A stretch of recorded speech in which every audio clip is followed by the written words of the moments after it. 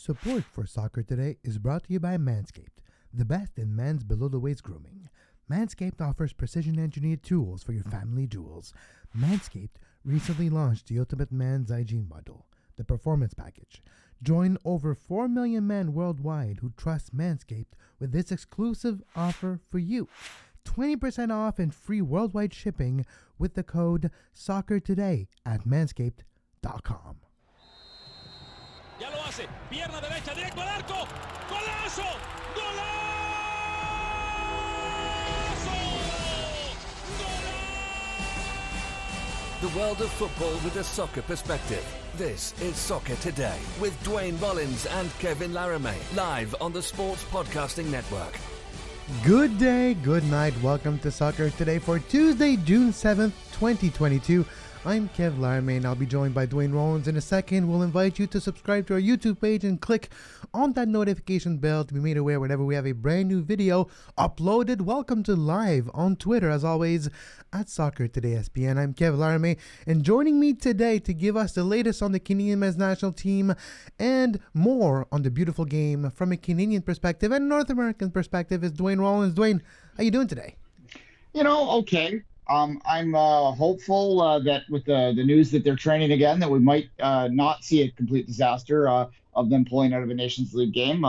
And if that game does happen, I'm very intrigued by it. If you don't know, because some of you probably aren't following the rest of the Nations League, RSL actually beat Honduras in the first game of it. So this is a battle for the top of this group. True, but what does beating Honduras actually mean in 2022? I think you and maybe 9 other listeners and I can maybe take together. And if Ramel Kyoto is not there, maybe take on Honduras. But that is not the topic of today's show. Let's give the latest, Duane, on the Canadian men's national team and the latest press release. Here we go. Let's look at this release from the players yesterday. Dear Canada, we, the Canadian men's national team, have decided to resume training in preparation for the road to Qatar. To be clear, we have not reached an agreement with the CSA. The players have met with the senior leaders of Canada Soccer on Sunday evening and will continue the negotiation process. But questions have yet to be answered, and actions have yet to be taken. We move forward in hopes that Canada Soccer will work with us to resolve this situation. The Canadian men's national team, we are brothers, we fear nothing, we stand on guard. That is the latest press release from the Canadian men's national team that was made public yesterday, Duane. And with this release, training has resumed, and things seem to be on the way toward the game in the Nations League later this week. Well, yeah, they need an elegant solution out of this. And obviously they want to get what they deserve to be paid, and we all want that. But I think that anyone who has taken a rational step back knows that pulling out of this Nations League would have consequences that I don't think some of these players really want to put themselves up for. I mean, you could say that's unfair. You could say that this shouldn't happen, that the world is unjust, and perhaps you're right. But that's a different conversation from the fact that it would happen. There would be consequences. It's possible that anything up to and including expulsion from the World Cup, which it would be extreme, but is possible. So, you can't risk this. So they really, I think, probably always intended to play these games. They need to, they can claim a victory by saying they forced negotiations, and that's fine. I don't think it really should be about wins and losses in terms of public grounds here. We're going to talk about the public perception in a bit here, and I think it's pretty clear that most people are on the player side, although there is some evidence that maybe not everyone is completely just blind to the fact that there might not be two sides to this based on the polling that I did yesterday. Oh, yeah, and it's very interesting you say that because we had a few reactions to the show on a couple of different platforms, and I can read maybe quickly a couple of those, but it was also a mixed reaction, which tells me we did a balanced reporting, because if you get reactions from both sides, I guess both sides are happy and both sides are mad, which is what you're looking for. Kevin, let us know, not me, it's another Kevin, let us know on social media. Good analysis on the shit show. That said, I feel like dunking on the man for not having legal representation at this point is not exactly fair play.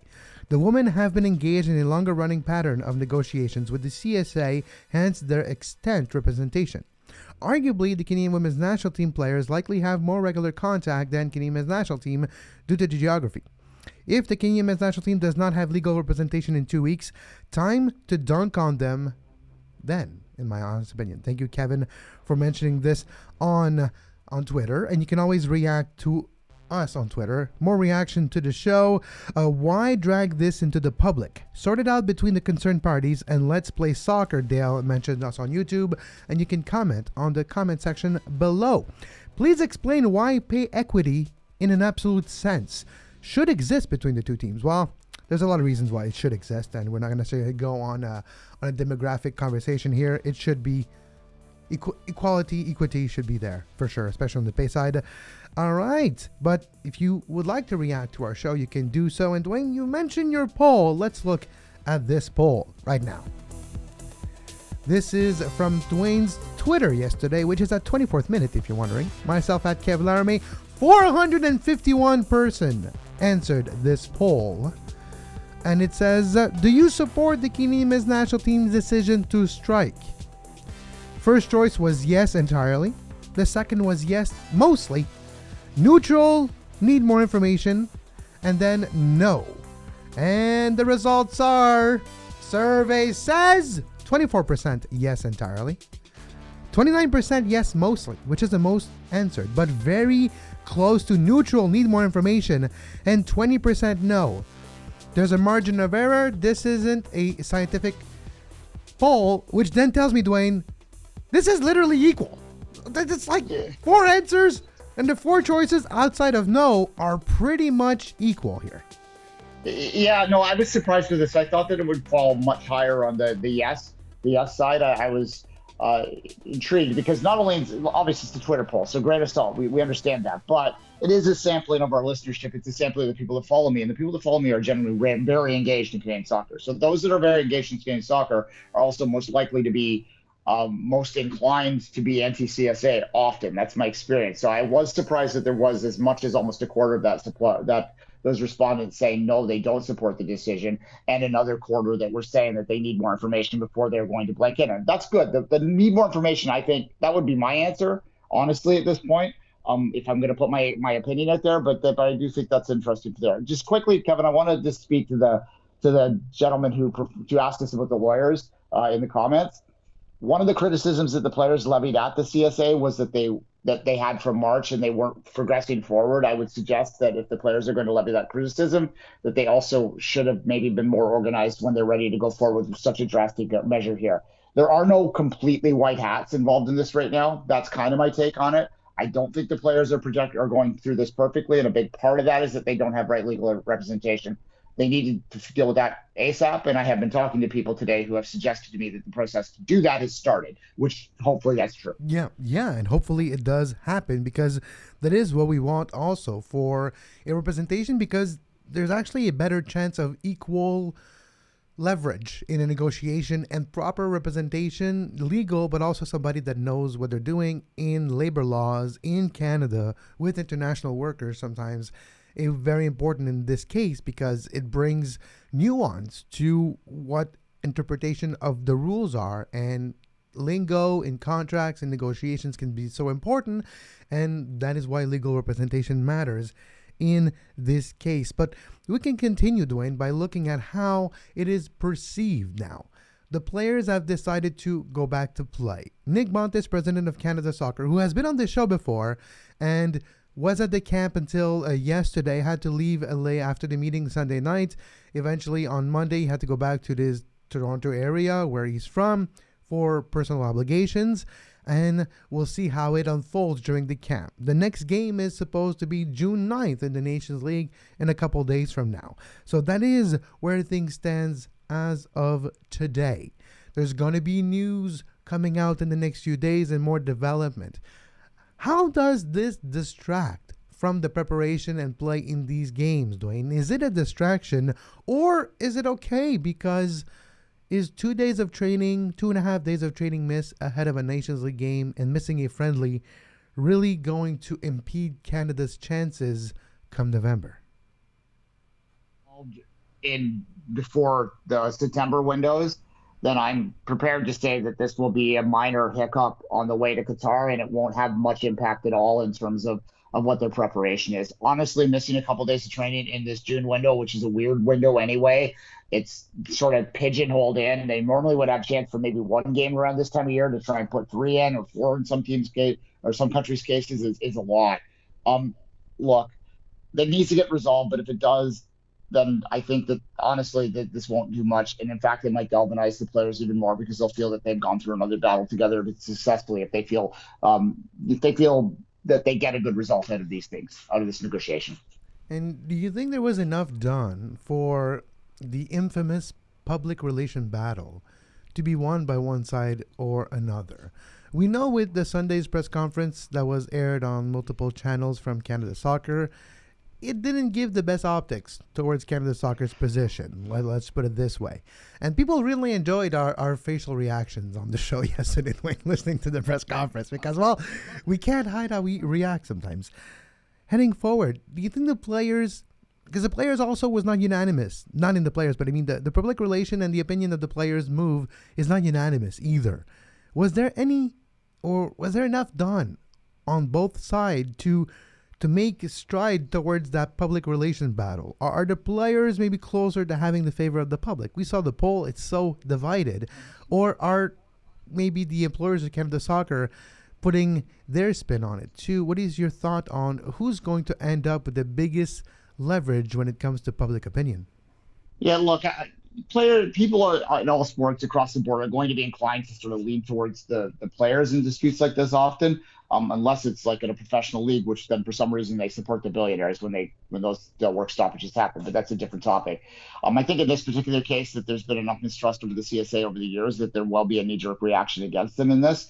And in fact, a lot of the more vocal voices out there are certainly going to be yelling for the heads of Nick Bontis and Earl Cochrane and others like him. And I've heard that already. It's out there pretty clear. To be clear, I'm not asking for their heads right now. I am saying that perhaps we should reflect on what the best leadership is going forward. But nonetheless, I'm not calling for anyone to be fired outright.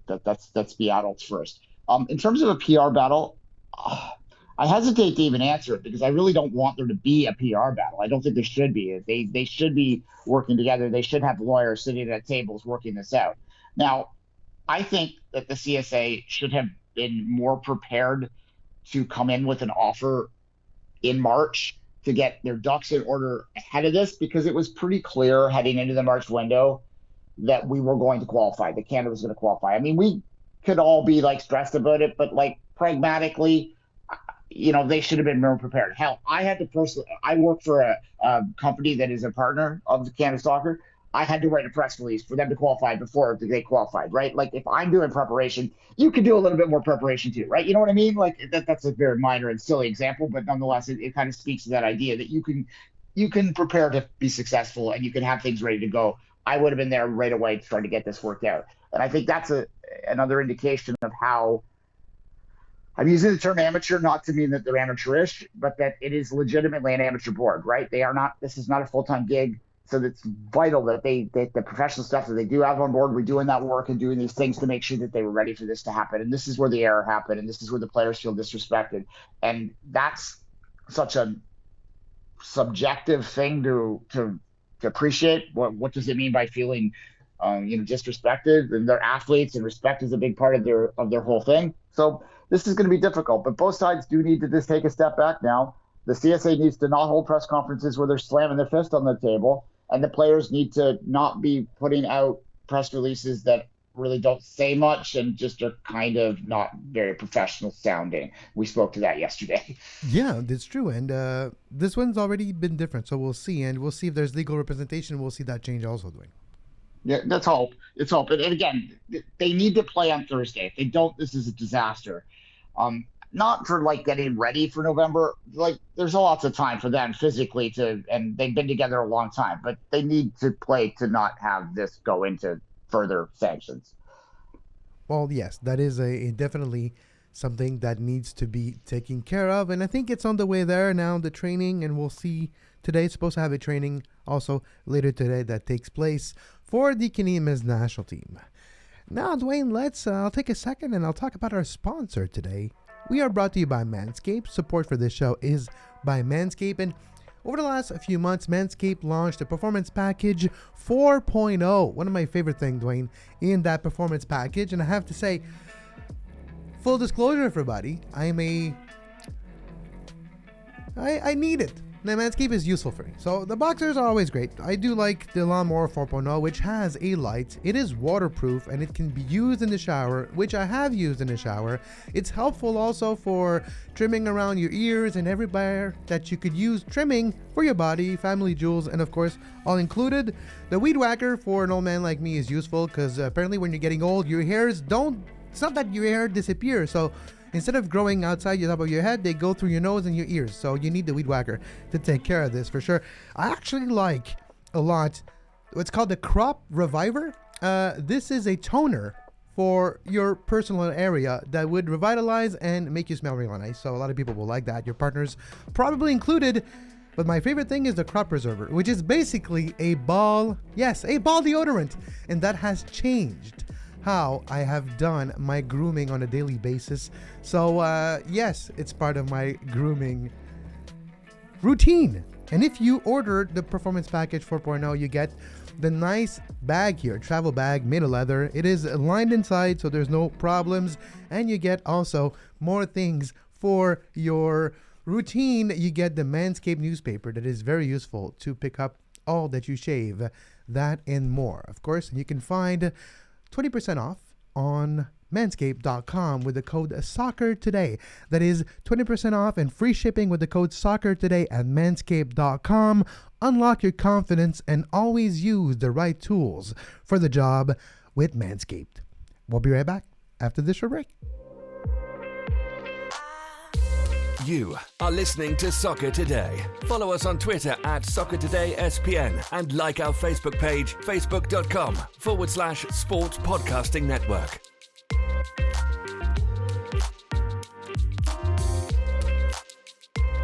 And we're back on Soccer Today, Duane. We have launched last week, you and I, a revival of the Two Solitudes Soccer podcast that is available at patreon.com/2solitudes. And we have a ton of great human beings that are giving us their hard-earned money to support and get access to the Two Solitudes Soccer podcast. That is $2 US, $3.50 Canadian a month. You get the Two Solitudes Soccer podcast. For $7 Canadian, $5 US, you get the shout-out tiers, which are the great human being here that you see on your screen. Thank you for your confidence, your trust over the years. A couple of new names here too. You want to see your name on the screen, you can go to Two Solitudes Patreon page at patreon.com/2solitudes.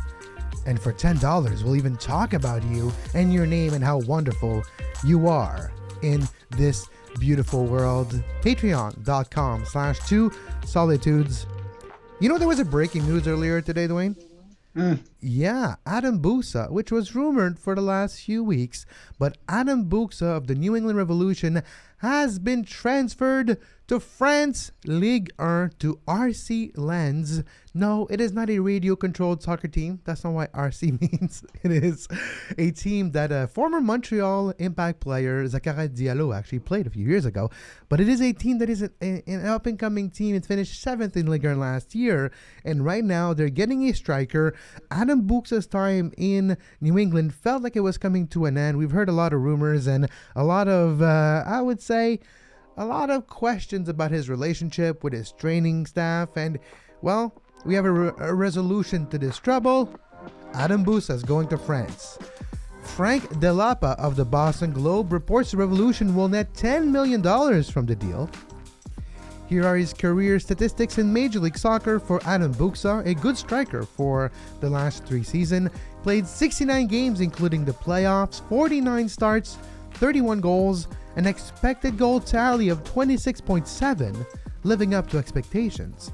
8 assists, and a goal plus assist ratio of 0.72 per game, which is to me influential. Almost every single game he had an assist or a goal, or every game and a half. So those are quite good numbers for Adam Buksa.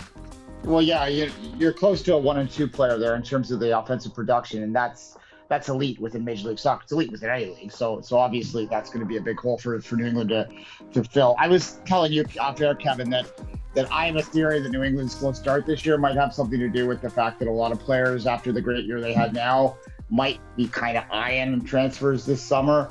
We always saw Buchanan go out. This is out. Who knows? Hill might be the next guy out the door. We don't know these things. And maybe. And by the way, it happens often in World Cup years. Adam Buksa plays for Poland. I think they just missed the qualification. Are they going to the World Cup? I'd have to look at it now. I don't believe so, but no. You continue. I'll look it up. Okay, yeah. No, but look, New England is having a rough season this year, and this makes sense. We talked about how losing Buchanan had lost that a little bit of flair. Now they've lost another goal scorer here. This is clearly Group one C. year removed from Group C. So that's why he's going to France, because he wants to go to Group C and he wants to make the team. So that's why Adam Buksa wants to go to Europe. Yeah, forgive me for not knowing offhand all 32 teams right now, because quite honestly, I have more on my plate to figure out than what the groups are. We have all this fall to do that. And good for Poland. Lewandowski, I'd like to see him there. Barcelona's Lewandowski. We'll talk about it maybe later on. But probably no Barcelona if they can pay him. Anyway, where am I going with this? Buksa, yeah, it's good. Big hole to fill. Exactly, Buksa. And look, they're not firing this year. They were less than a year removed from an all-time season. They're just not as good, and that shows how fine the lines are in Major League Soccer. With apologies to Carl Robinson there, it really is. You take a piece out, suddenly things aren't firing. You take a little mentality away, and it just isn't going to work anymore. And this is going to be a real tough one for New England. But they got some money here, and I think that one of the things that was sold to the Crafts, who have notoriously been cheap over the years, or Robert Kraft, not the Crafts, is that they could sell, that he finally had his eyes open up to this could be like a windfall for them, and this is part of it. So I don't think New England's going to hold on to players that long. They're going to play and move. And this is an example. You're going to have to get used to it, Reds fans. This is the new model. We're looking at the MLS standings in the Eastern Conference as we're talking about New England. They are 11th in the Eastern Conference, 16 points, which is tied all the way to the 8th spot. So depending on the result, they can climb higher in the standings. You get $10 million off of transfers for Adam Buksa, which is good to rebuild some of the parts of the team. You maybe get a couple of young players, and you don't necessarily want to win the Supporter Shield this year. You did that last year. Your goal is to survive. Maybe you make a deeper playoff run than last year, because there's still some disappointment left from last year's, I guess, lackluster performance in the playoffs. And we're seeing this for New England, where this year they might want to focus and peak at the right time and take the time to build. It is also normal in a World Cup year where players from Europe want to make sure they establish their reputation and make sure they have a chance to qualify for the national team, which is one of the motivations, with personal relationship and maybe personal conflict of interest with the coach. Well, not conflict of interest, personal conflict with their personality, depending of what we've been hearing over the last few years. Some players are not necessarily agreeing with Bruce Arena all that much sometimes, so there's also rumors that is one of the motivational factor at why Adam Buksa has been rumored to leave New England for almost a year now. Yeah, look, you mentioned that. Here's the thing: no one we talked about this. We haven't talked about MLS a lot in the last week or so, but look at those standings again and go think back in your mind. They're so bunched together. There's no real dilemma that you're going to slip out of it just yet. I think they're just below the playoff line, but there's like 5 teams around them. Hell, even Toronto's just still in touch, and they're not playing very well, as we've talked about it multiple times this year. Like, the East is not strong. If you can spend that $10 million right in the window and reinforce and get some more goal scoring in there, then sure, you could get back in this and you can make a run. Like, this is a wide open race for sure. It's an interesting year, and I think that this is going to be a fascinating transfer window to see what MLS can bring in, because as you say, that World Cup is going to complicate things. A lot of times players will make that move in the summer to MLS, but they might be reluctant. They might be looking to move in January now because they want to hold on to the possibility of World Cup. I'd go after the Italians because they ain't got nothing to do in November. Guess what Toronto did? That's good. That's a good reason why Toronto got there. All right, let's talk about a game that took place a few days ago that we haven't talked about. There was one game, including a Canadian team last weekend. We're talking about only one game in MLS last weekend. That was Vancouver versus RSL. And it is time, Duane. Well, of course, if you're watching this video on YouTube, thank you. You can subscribe to our YouTube page. We would really appreciate that right here. And you like the new graphics, I hope. And here is a debut of our brand new game recap match day graphic. Here we go. Vancouver, Real Salt Lake. It is your time to shine. A big win late in the game. Ryan Gold scored at the 90th +3. Ranko Veselinovic scored the opening goal for the game for the Vancouver Whitecaps at the 31st minute. Justin Merrim scored at the 52nd minute. Justin Merrim, a legend in Major League Soccer.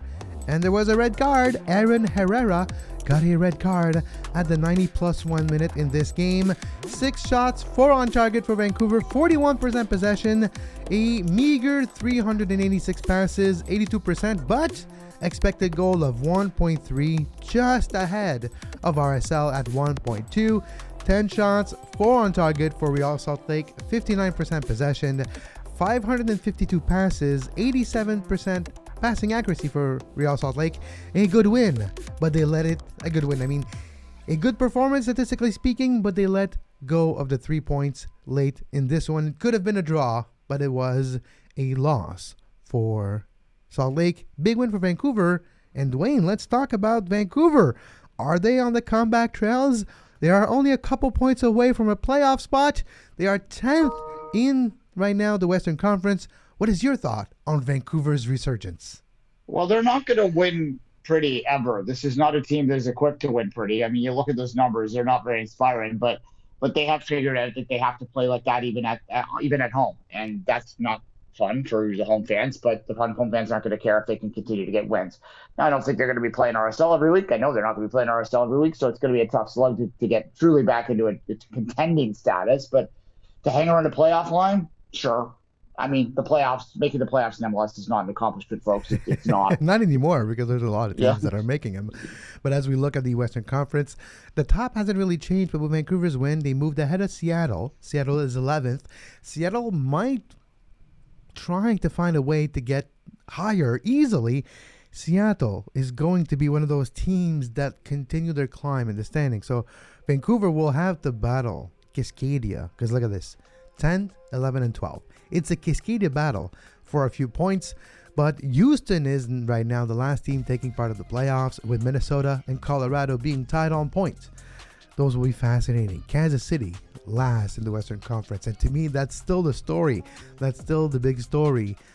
The difficulties for Kansas City, and it's not seemed to getting better. But maybe with the international break, they'll find ways to rest and calm down. So Johnny Russell and Peter Vermees, because we know they're very emotional players and characters in this sports, and maybe that's what they need, a little bit of time to chill.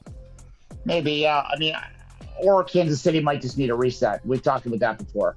It's possible. Like they had a good season last year, but let's not forget that was coming off the heels of a season that was subpar and unexpected too. Now that we excuse that previous season because it was the COVID season, but when you combine that with what's happening now, then you might look at last year, so 21, as more of a last gasp season for that group and for that style and that philosophy than it was anything of reassurance, right? Like, we'll see how this plays out from now. 13 points is not quite completely out of it yet. No one, I think, is completely out of things yet. But 5 points, you don't want to get too much further down heading into that summer window. And Kansas City notoriously doesn't spend, or just historically doesn't spend any money, really. So I don't know if you can expect much reinforcements in the summer, as I said, in that tough transfer window.